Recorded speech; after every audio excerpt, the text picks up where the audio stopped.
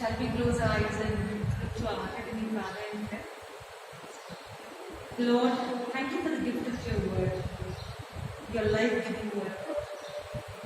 And as we meditate on it, open our hearts and our minds to hear you and to understand you. In Jesus' name we pray. Amen. Good morning, everyone. This is a little uncomfortable because every time we come out here for reading, we take it up, but I guess it's going to be alright. The theme for today is the storms of life. The Lord is near, at hand to save. The Gospel reading from the book of Matthew tells us it was just after the 5,000 had been fed. Jesus sent his disciples away aboard a boat to the other side of the lake, the Sea of Galilee. He sent them away because he knew that the people would not leave. There was a very large gathering. The Bible records that the feeding was only of 5,000 men, apart from women and children. So it was a real large gathering. And so, to dismiss the crowd, first he asked his disciples to leave. Probably the disciples didn't want to leave without him, but out of pure obedience, I must say, they left. In the Gospel of John, chapter 6, verse 15, we also read that Jesus so hastily broke up the crowd because he knew that the people planned to come and take him away by force and make him their king. I guess Jesus wanted the safety of his disciples first. He knew that whatever happens, he will be able to take care of himself, though he's alone. So to make his disciples safe, he thought of it and made sure that they first left. And then he went on the mountaintop to pray. We read this in the Bible many times that Jesus singled himself out and went to pray. And that's what it is. In the meanwhile, disciples were in trouble at sea. Jesus was alone, which was his intention, and he prayed to the Father. He was there for a long time. Because it was not until the following morning, the fourth watch of the night, that he was seen by the disciples. The night had fallen and the boat was about 3 or 3.5 miles, that is what we read in the Gospels, out of Sea of Galilee. And they had encountered a sudden strong wind. We can't say that it was a storm. And it was during the fourth watch, sometime between the 3 o'clock and 6 o'clock, that is the duration, in the morning. And they saw Jesus walking to them, towards them, walking on water. Jesus had seen the desperate situation the disciples were in. In the readings we just read that the winds were strong, and in other gospel readings we also see that the winds were against them. So they were rowing the boat, and in that stage where the boat may be not moving very fast, Jesus is not with them, and the winds are building up. It takes me back to the incident where Jesus was in the boat with his disciples. Knowing that Jesus is in the boat and seeing the various miracles Jesus had done in the presence of his disciples, they were still very frightened and they said that, Lord, don't you care if we die? And Jesus got up from his sleep and he just calmed the storm. But here how we do relate. What surprises me sometimes is that why did Jesus take a boat and go? Why did he have to walk on water? When you love somebody and you see somebody is in trouble, all you do is you think, how can you reach fastest over there? Jesus didn't wait for any boat or ask somebody, please take me there. He just said, all right, let's walk. It was not difficult for him. He never wanted to prove anything. He just wanted to reach to his disciples as fast as possible. And this is a great show of his power and supreme control over nature. The water is under his feet and at his command, and its very nature and quality we see it changes. The disciples were nearly exhausted from rowing the boat all night. And when they saw him, they were afraid because they thought they were seeing a ghost. Obviously, suddenly somebody just walking on water, probably we never think of it that it's God. We always say there's a ghost, right? We never feel it be an angel. Or maybe it was Jesus himself. Something supernatural has to be something evil, I guess. Set up right.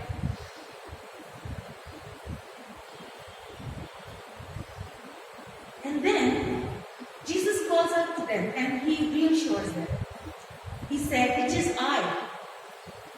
He didn't have to identify himself anymore because the sheep know the shepherd's voice. They recognized him immediately. Dear friends, the knowledge that Christ is near us is enough to drive away the fears from any of his disciples. Those disciples and the disciples now, that is you and I.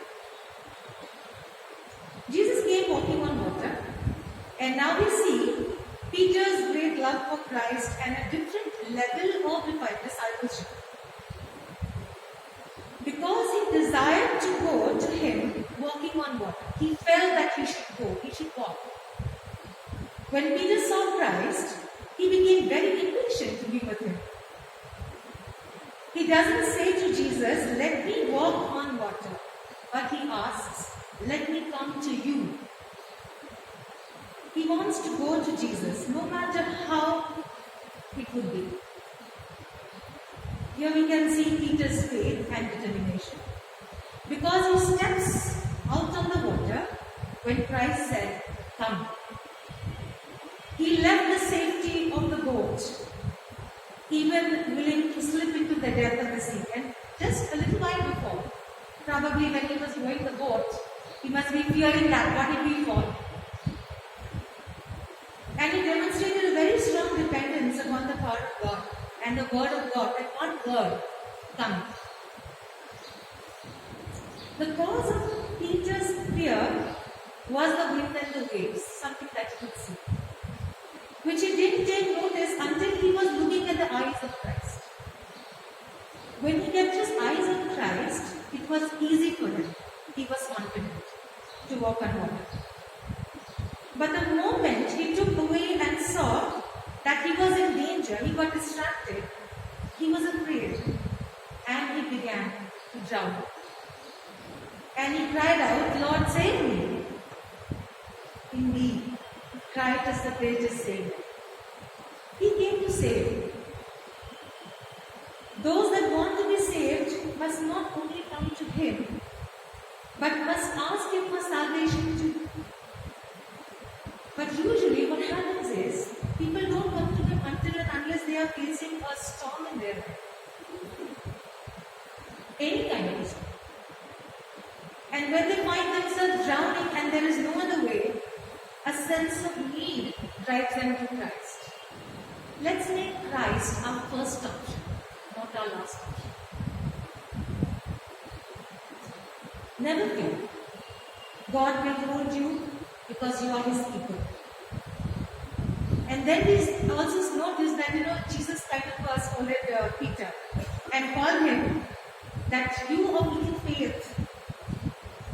Peter had enough faith to bring him himself out of the water, but he did not have enough faith to sustain it and to walk up to Christ.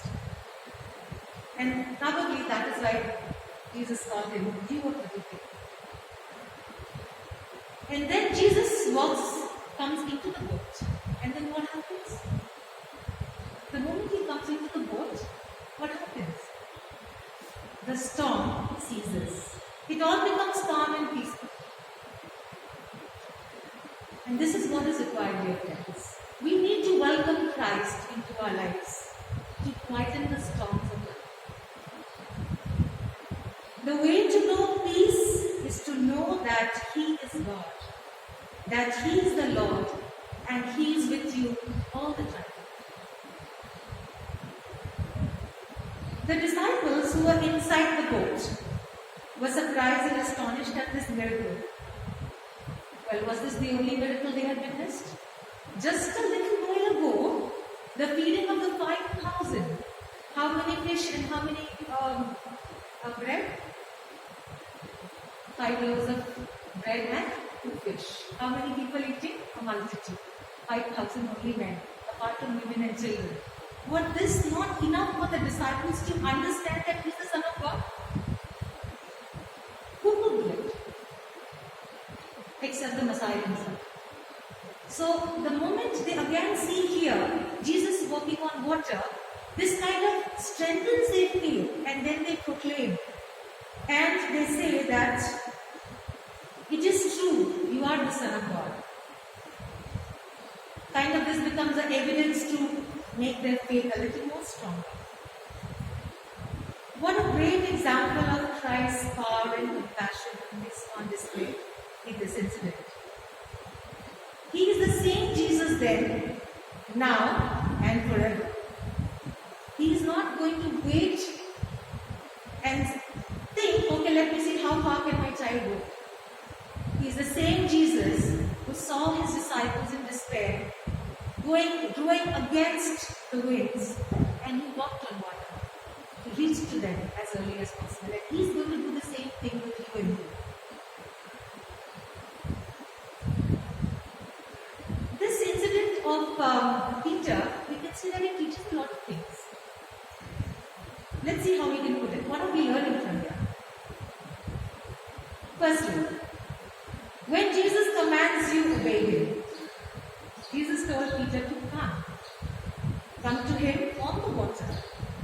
Doing something which is beyond human nature or human capacity.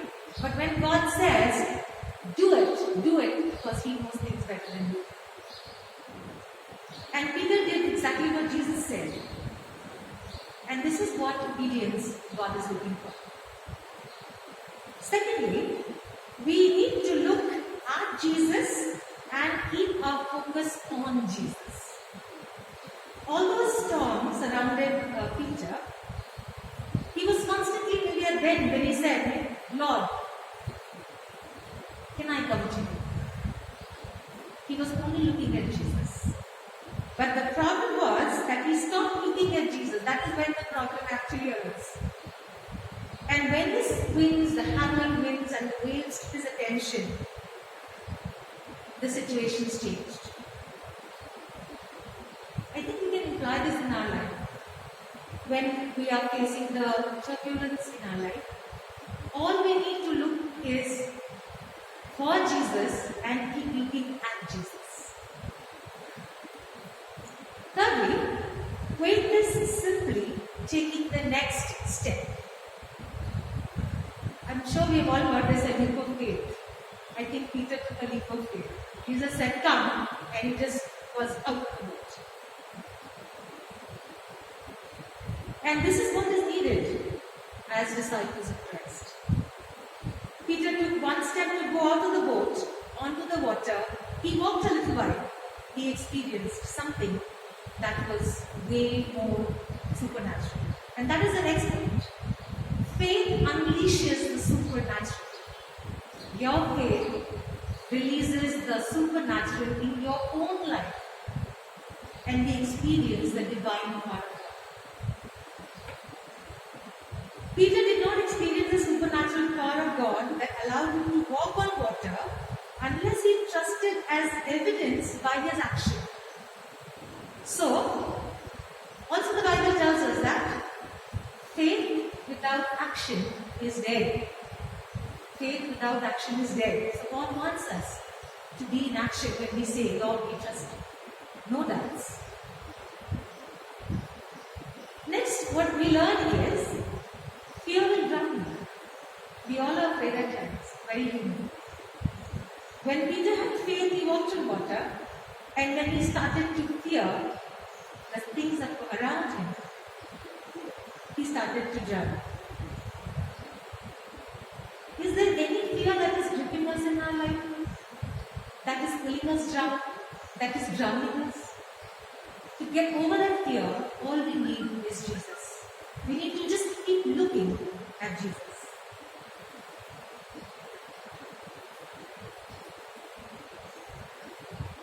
A little faith is better than no faith. Though Jesus called Peter, you of little faith. But what about those disciples who were sitting in the boat?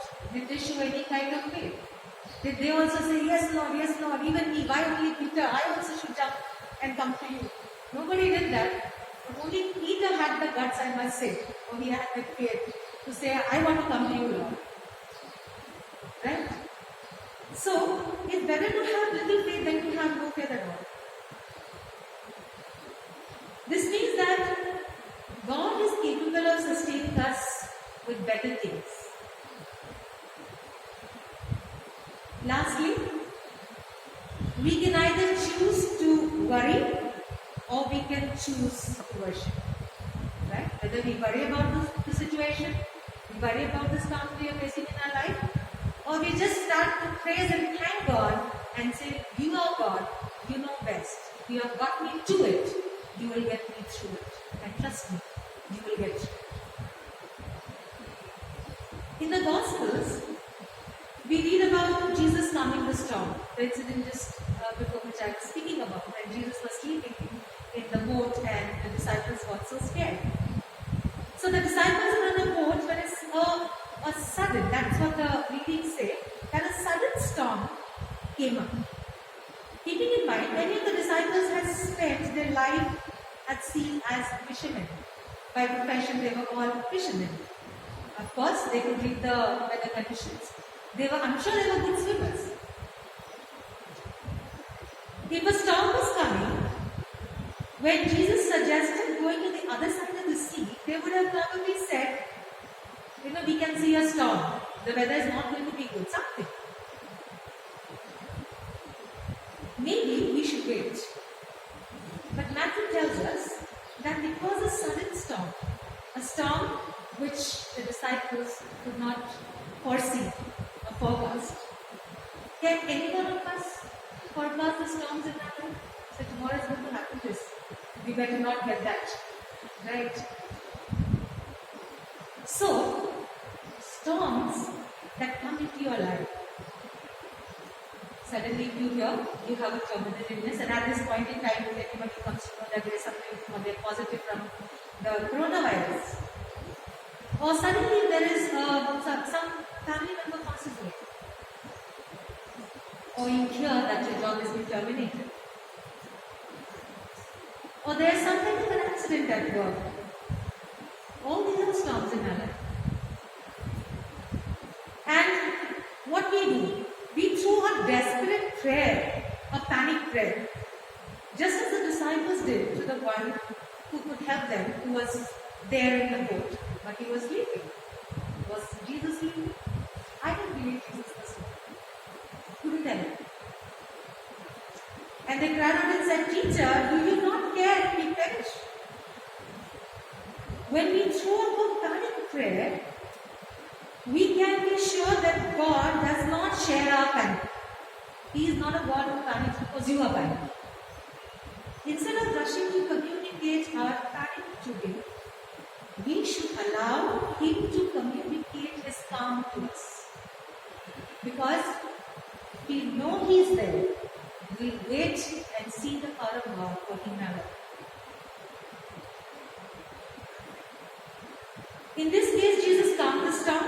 If He had not, it would have been because He didn't care. Right? So when Christ is with you, even when the worst storms of life batter against your boat, He is still in control of everything. He has already shown us He doesn't want us to perish. How do we know that? He died for us on the cross. And that is how He kept us from perishing. He did all that was necessary to make sure that when our boats go down, this physical body, we are not human beings. The death is the actual truth of life. Right? When our earthly lives end, even then, our spirits are not going to perish. And the Bible assures us that we are going to live with Jesus forever.